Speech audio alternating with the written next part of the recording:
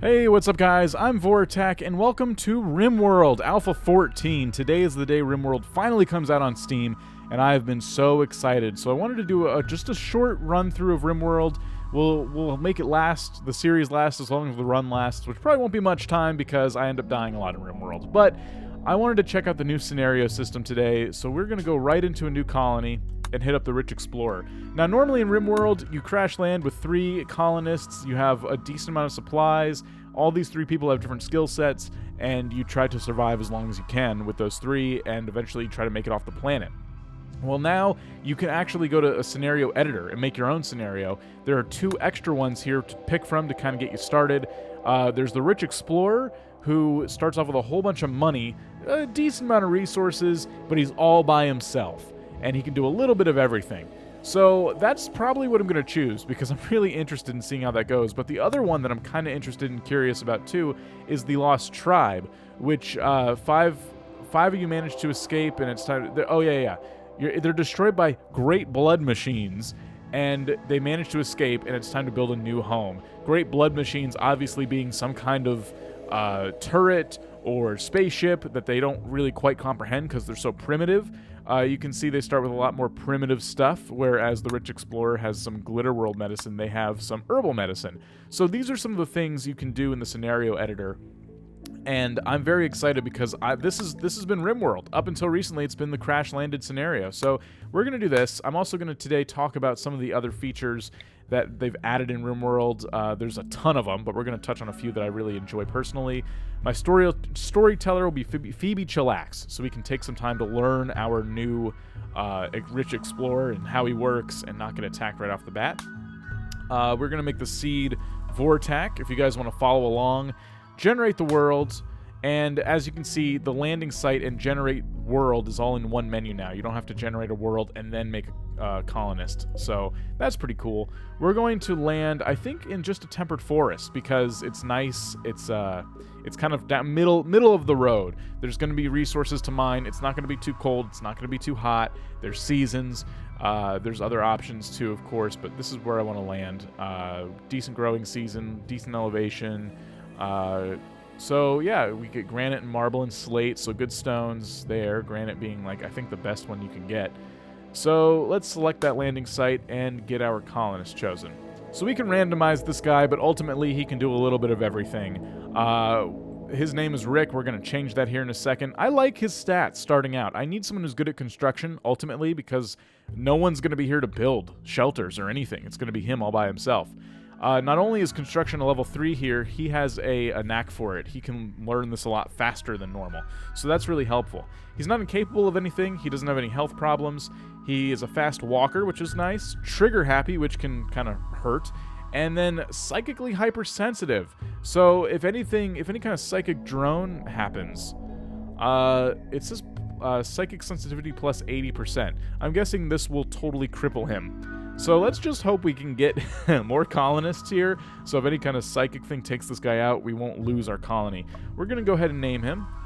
We'll call him Dan Vortak Vids, because Vortak is the name that appears over his head. The neurosimulations, hollow games, and free orgies were never enough for you. You wanted more. The grit and consequence of real life, like they talk about in the history books. You wanted to know what real challenge and consequence feel like. Now, after a journey of decades in Crypto Sleep, you're landing on this unknown RimWorld. Real consequences await you. So this is definitely a new story than what we're used to. And we've started in a pretty nice area. It looks like we have some decent mountain coverage here. So if I wanted to dig into the mountains, we're good. If I wanted to just wall us off right here and down here, we're good. Pretty defendable, nice area, which I like to see. So what else do we have? Well, we have a pet... Det? What? A fox. Okay, it's an Arctic fox. So we have a pet fox. That's pretty cool. The pets kind of help. You can train them. I never got really into that, but maybe we'll try it since we're all alone. Having a pet to train and move supplies around for us could be very helpful. We have a good amount of wood and steel starting out with, so we should be able to build a nice little starting structure with that. And now, I'm going to warn you guys ahead of time. I'm hoping this series can help people who are new to the game kind of get their bearings and figure out how to start in RimWorld. But I'm not the best builder. We will probably die pretty quick, and this probably won't be a very long run. but we'll embrace it nonetheless. So what I like to do when I first start with 3 colonists is to get a farm going and to get them some basic shelter to start with. Now, because we don't have like a building we can take over, sometimes there's like empty buildings. In fact, there may be one, like this. Because this is too far away, I'm not going to take it, but what I like to do is like put walls around it, and then instantly you have a nice shelter that you don't have to work very hard on. Because we landed in such a good spot, though, I'm not going to do that. We could move down here, but again, I like the spot we landed. So I'm going to make him a very basic, tiny little building, and then we're going to start farming around it, and we'll just grow from there. That's the best thing you can do, especially with 1 colonist. You really got to be careful about how you proceed. And in fact, I really don't know what I'm doing. I'm used to playing with 3 colonists, and I'm not even good at that. So we'll just kind of wing it. I think a good place for me to start would be the planning tool. Kind of see how big our area is going to turn out to be. And first things first, we got to get a house. So let's give him a little 6x6 dwelling right there. And the next thing I want to do is create a farm. And I like doing a square farm because it's nice to have the sun lamp right in the center, able to power everything. And I say sun lamp because I absolutely plan on doing an indoor farm. And I'll get to that in a sec. But I want the farm to be, I guess this is 6x6 right here. That's a good size for a farm. So we have a little building that we're going to have here. And I can take out this so we can see the walls better. And we have a farm. I'd say it's a pretty good start right there. Decent land to build on. Some types of ground you can't build on, but this is actually really nice. And we're close enough to the mountain. If I wanted to dig into here and risk the insects spawning, I could do that too. So, nice. As for wood, we have some. I can build this out of wood. I can have him also chop down the trees in his way to get some more wood. And in fact, I might just do that. Let's go into structure here. Wood walls. And we'll get started. So if you're new to RimWorld, if you're looking at the price on Steam and you're searching for videos today or whenever you find this video, I'll say this. I don't generally tell people with these videos how to spend their money. I'm very much against people saying, you should absolutely buy this. I'm all about saying, do your research. Do your research. That's my motto here on the channel. But with this game, this is one of the only games I would say, yes, $30 is a good price. If you're sitting there wondering, if you're about to write a comment, hey, Vortac, this game looks fun, is $30 worth it? Yes. Absolutely yes. That is my opinion. I still say do your research, though, but this is one of those games that I could not recommend enough. So I'm going to start off with a house and a little bed. That'll give him a shelter to sleep in, and we're going to let him equip his weapon and get to work on the actual house itself and the farming area. And we'll make sure he doesn't roof that in or anything, because we don't have any electricity yet. That'll be the next thing we do. It's going to be a little bit tough for me to get my priorities straight here, being that I'm used to having 3 colonists. And I'm not sure how the rich guy is supposed to, be played yet. But I'll feel it out as I play, and hopefully with Phoebe Chillax, usually what happens is the first event is not a hostile one. I know her to actually give you a colonist, like right off the bat. There's just a straggler you can help save, and he'll join the colony. So here in a little while, I'm hoping we get a second colonist, which would be awesome, and that would start to feel more like the RimWorld I know. So as you can see, he roofed in the farm, and I don't want that. I'm going to go into here and tell him no. You can clear a roofing area, and we can just go ahead and clear that right there. We can clear that right there. And now that will no longer be roofed in, so even though it looks like it kind of still is. Hopefully that will catch up with us. So because there'll be no roof here, we can farm and eventually put it indoors once we have a sun lamp. So the next thing I want to do is get a grow zone. He has a bed, that's great. And something they changed here in RimWorld is the grow zones themselves. So you used to be able to decide, okay, I want to grow berries because they grow fast and you don't have to cook them. Well, now it takes a minimum skill of 5, which we don't have, because we just know a little bit of everything. So we're going to have to settle with potato plants. They do not like eating raw potatoes, but those are food, so that's okay. We can have them harvest the berry plants around them, which is helpful. There are a lot of berry plants around them to harvest, so I'm going to go ahead and have him do that, even though he does have a decent supply of food to start with. I don't want him to run out so quickly, so I'm going to go ahead and do that. And the next thing we need to do is a stockpile and then some electricity. So The farm being here, I'm probably going to, I imagine, put a kitchen somewhere close by, maybe over here. Since this is some prime real estate to build, I don't want to take that over. But I want the stockpile close by. So I'm thinking the stockpile will go right over here. Let's put our stockpile close enough. So right there. This stockpile we can go into and decide what it is allowed to put, what he's allowed to put down and what he's not allowed. I don't want any corpses. I don't want any rotten. And I don't want any body parts. Actually, body parts are okay because those could be valuable. But those will end up in a freezer ultimately. So that's for my basic stockpile. That's good right there. And then a dumping stockpile for all the other stuff.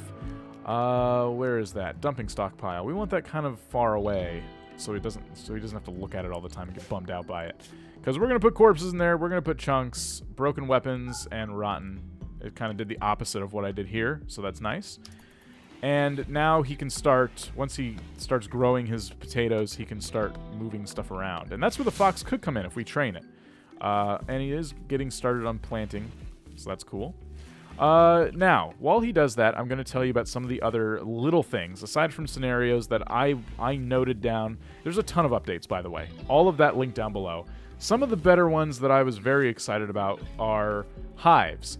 You now can kill insects and get rid of the hive that way. If the insects are not there to maintain the hive will go away, which is awesome because hives screwed us over a few times when they added those. They're very OP. What happens is when you start digging into mountains, these monsters can spawn. And if you don't take out the hive, they keep spawning and more hives come. And eventually they overrun your base. Even if you try to move away from them, like if they're over here and you try to go all the way down here, they'll find you. Or they will accumulate so many you'll just lag out and have to start all over. So hives are a terrible, terrible thing. I absolutely, once that mod comes out, once they update all the mods, I will probably be getting rid of them again. But because you can now just kill the initial insect and the hive doesn't get maintained, it goes away. And that's very nice. So that makes it a little bit more, that gives us a little more favor there. The next thing is animals no longer commit incest.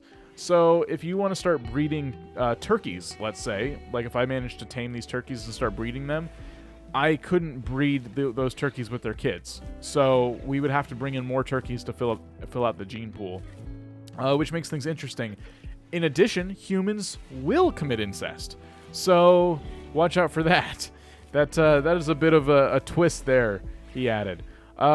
There's now a colonist bar on top by default. This used to be called the EDB colonist bar, if I'm saying that right. And what it would do is let you click on it. You can like double click to find all the colonists. Very helpful because when you have 10 colonists and you need to find one in particular, it's impossible without this thing. So we can also click on it real quick to find his character needs and all that stuff. He's in a great mood, which is awesome. Very, very happy to see this finally added to the game. That's been something that everyone's been like, why isn't this just in the game by default? Why do I have to get a mod? There's no mods. This is there. Awesome.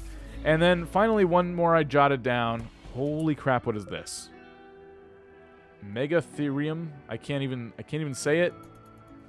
Is it hostile? I'm laying down. I'm prey. No? I guess, okay, cool. So I've never seen that before. That seems like a new monster to me. Not sure if it's always been there, but great.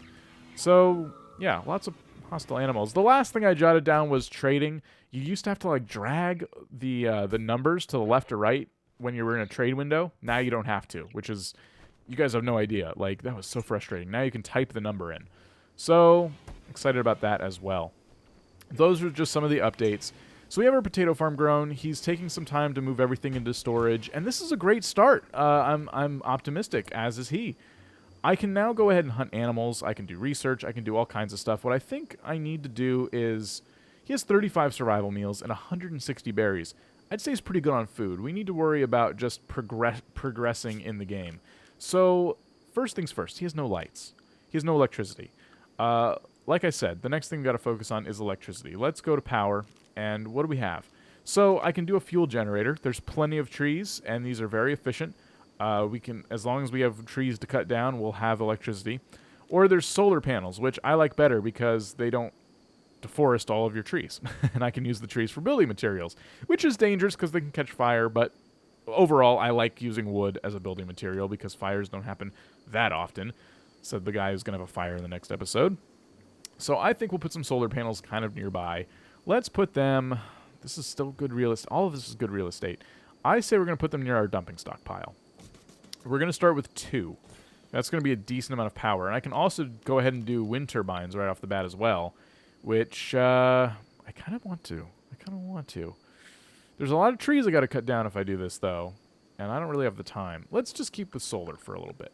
Let's go into structures and build a wooden wall near this because I'm going to make a battery room.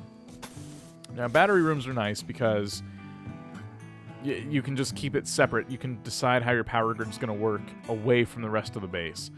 Not required, just something I like to do. And this is kind of a crappy size for a battery room, to be honest, but it works. Now we can have a hallway. So 2 batteries. No, that's not right. 1 more wall will get us what I want. There. So I can take batteries. I'm just showing you this. I'm not actually going to build batteries yet. And I can put them here and here with a hallway in between them. So it works. We can fit a decent amount of batteries, or I can do this. So whatever. Nice big battery room. 2 solar panels.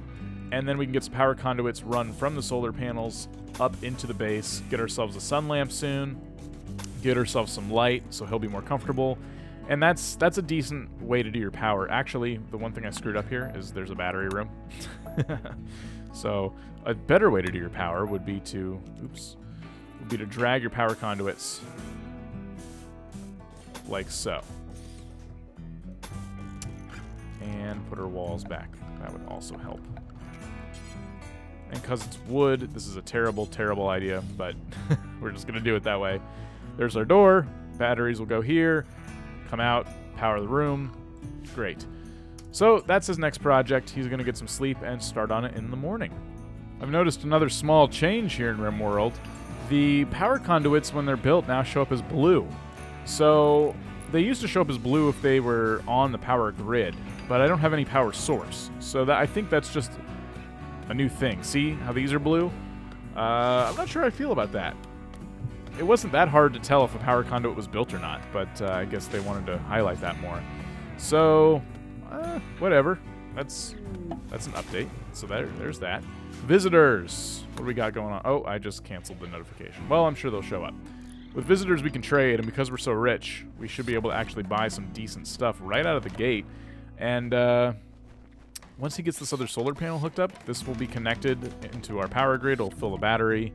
Oh, and there is someone who can trade. That's what the question mark means. Let's take a break and see what they have to offer. And as I was saying, we can now type in the number of things we want. We can... It looks like they have components to sell and packaged survival meals, but they're kind of expensive. Let's see. I have 2,000... no, that's not too expensive. I get rid of 54 silver. I get 2 more meals. That's going to help because I'm not focused on food right now. So we'll go ahead and trade that. And yeah, all that works. So again, off to a good start. I wanted to make this series because RimWorld just released on Steam. I was already seeing people in the comments, $30, alpha, blah, blah, blah. People are very, I don't want to say stingy, just careful. People are very careful when they see a game come out. And it's so much money, but it claims to be an alpha and or early access. So what you need to know about RimWorld is this. Unless the developer, Tynan Sylvester, says otherwise, updates come out every month, and they're usually very big updates. That's been true for as long as I've been playing RimWorld. There was, I believe, one period around Christmas where Tynan took a break and said there will be no updates. The holidays have me very busy, and I'm working on a very big update, so there won't be any updates between these times, and he stuck true to all of that. He said it would come out around Christmas on Steam and said, I actually want to push it back because it's not developed enough. The developer is very honest, and every developer is going to make some mistakes. But overall, at the level this game is at in Alpha 14, there is so much depth, and there's so much to do. And I'm very, very happy. I actually paid for this game. A lot of developers will send me early access games to review on the channel.